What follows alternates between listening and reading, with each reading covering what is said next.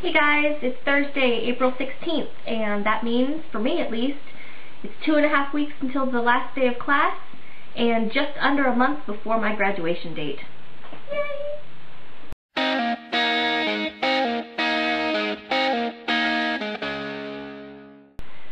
So I've been thinking about ways that I can make my videos a little bit better and maybe a little bit more interesting. One thing I'm going to try and stop doing is saying I was playing back some of my videos and I say a lot. So now every time that I say it, I'm going to stop filming and start over again. This is actually take 4, so I haven't been doing so good.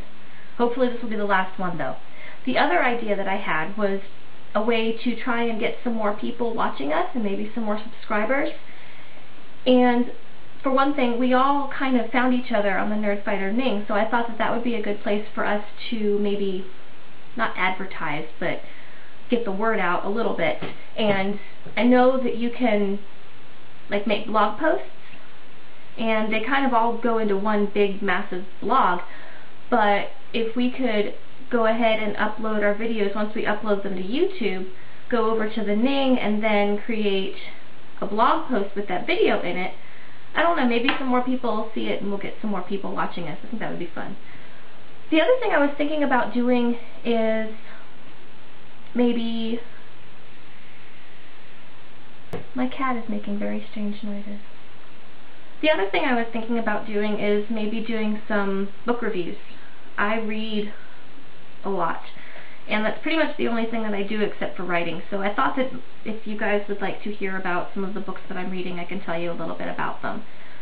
So I guess I'll start doing that. So the first book that I'm going to talk about is As I Lay Dying by William Faulkner. I had to read this book for class, my writing class actually, because they wanted us to learn a couple of the techniques that Faulkner uses.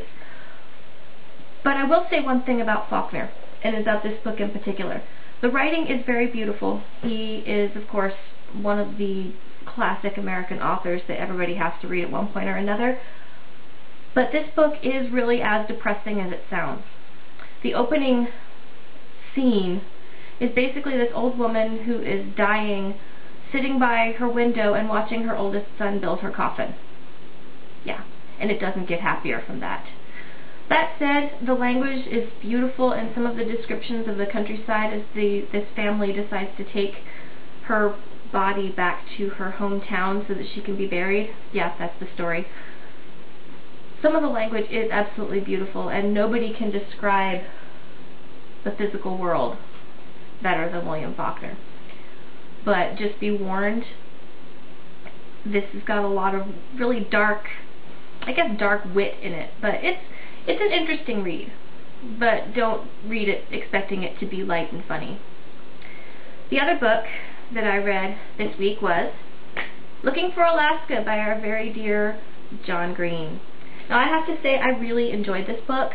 I've read Paper Towns, which is his newest book, and this one I found a lot of similarities with this one. It has a similar character. It has a young man who meets this young woman who is so magnetic and interesting.